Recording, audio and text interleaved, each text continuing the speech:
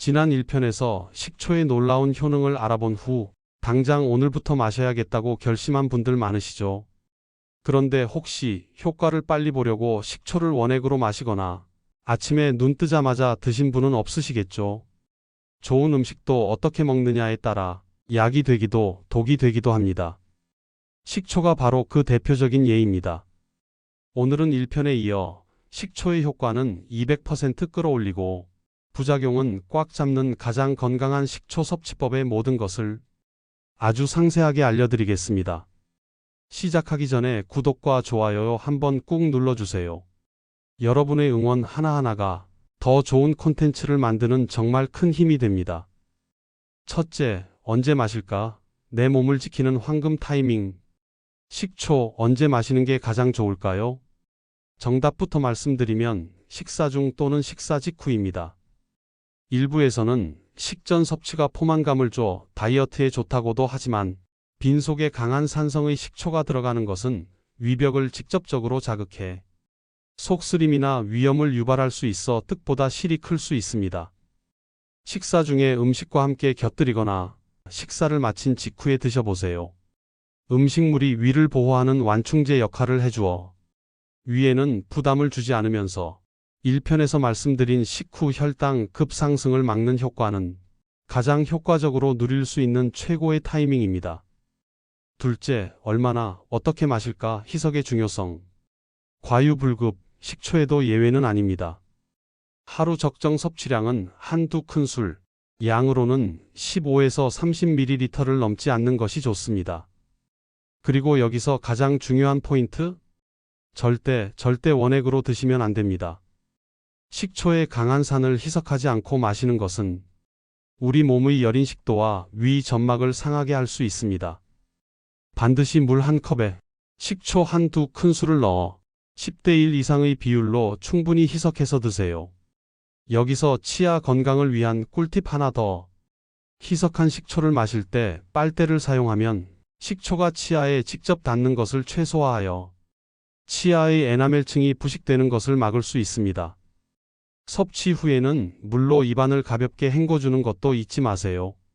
셋째, 지루하지 않게 맛있게 즐기는 활용법 및 레시피. 매일 똑같은 식초물이 지겹다면 이렇게 한번 활용해 보세요. 가장 기본 건강 식초수.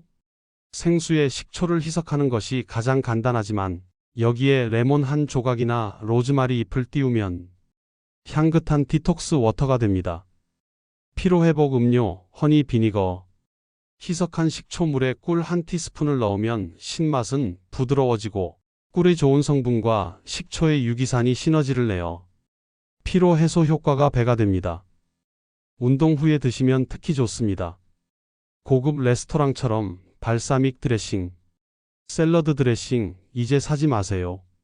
올리브유 3스푼, 발사믹 식초 1스푼, 다진 양파 약간, 소금, 후추만 있으면 최고의 드레싱이 완성됩니다. 신선한 채소의 영양 흡수율까지 높여주니 일석이조죠. 이제 정말 중요한 내용입니다. 이런 분들은 식초 섭취에 각별한 주의가 필요합니다. 위장 질환 환자, 평소 속쓰림이 잦거나 위염, 위궤양, 그리고 특히 역류성 식도염이 있는 분들은 식초 섭취를 피하셔야 합니다. 위와 식도를 연결하는 괄약근이 약해져 있는 상태에서 강한 산이 들어가면 증상을 극도로 악화시킬 수 있습니다. 특정 약 복용자, 특히 혈압약 중 이뇨제 성분이나 혈당 강화제를 드시는 분들은 주의가 필요합니다.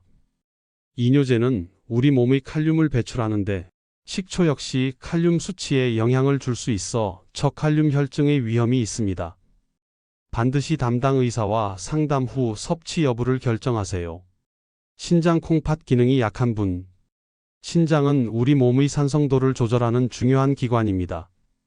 기능이 저하된 상태에서 산성인 식초를 계속 섭취하면 신장에 부담을 줄 수 있습니다.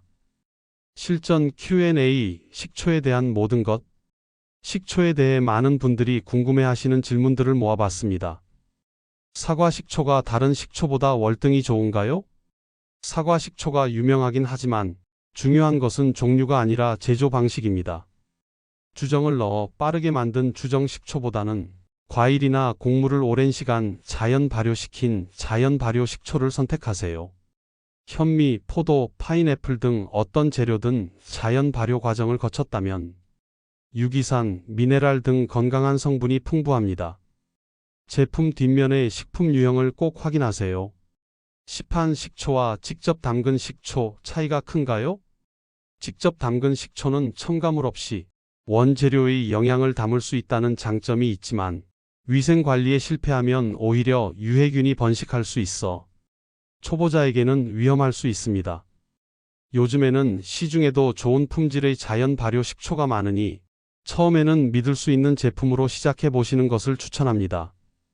꾸준히 마셨는데 왜 효과를 못 볼까요? 식초는 약이 아닌 식품입니다. 식초 하나에만 의존하기보다는 균형 잡힌 식단과 꾸준한 운동을 기본으로 하면서 식초를 보조수단으로 활용해야 합니다. 최소 3개월 이상 꾸준히 올바른 방법으로 섭취하면서 내 몸의 변화를 지켜보는 것이 중요합니다. 식초를 마시면 속이 더부룩하고 가스가 차는데 괜찮은 건가요? 좋은 질문입니다. 간혹 소화기가 예민한 분들은 초기에 그런 반응을 보일 수 있습니다. 이는 몸이 적응하는 과정일 수도 있지만 섭취량이 과하다는 신호일 수도 있습니다. 이럴 땐 양을 하루 한 티스푼으로 확 줄여보거나 희석 비율을 20대 1 정도로 더 높여보세요. 그럼에도 불편함이 계속된다면 내 몸과는 맞지 않는다는 신호일 수 있으니 섭취를 중단하시는 것이 좋습니다.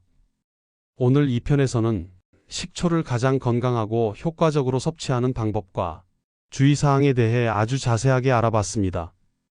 핵심만 다시 짚어볼까요? 식후에 충분히 희석해서 하루 한두 큰술만, 그리고 내 몸의 소리에 귀 기울이기. 이 원칙들만 기억하시면 식초의 좋은 효과만 안전하게 누리실 수 있을 겁니다. 이제 식초 더 이상 두려워하지 마시고 오늘 배운 올바른 섭취법으로 여러분의 건강 루틴에 똑똑하게 추가해 보세요. 오늘 알려드린 식초 정보는 일반적인 건강 참고용입니다. 특별한 질환이 있거나 약을 복용 중이신 분들은 반드시 전문가와 상담 후 섭취하세요. 건강은 개인마다 다르니 무리하지 말고 안전하게 시작하시길 바랍니다. 건강은 하루아침에 만들어지는 것이 아닙니다. 매일 조금씩 실천하는 것이 중요해요. 여러분의 건강한 변화 이야기나 궁금한 점이 있으시면 댓글로 들려주세요. 다른 건강 정보도 궁금하시다면 댓글로 요청해 주시고요. 오늘 영상이 도움이 되셨다면 구독과 좋아요, 알림 설정도 부탁드려요. 여러분의 건강한 삶을 위한 더 많은 정보로 다음에 또 찾아뵙겠습니다. 감사합니다.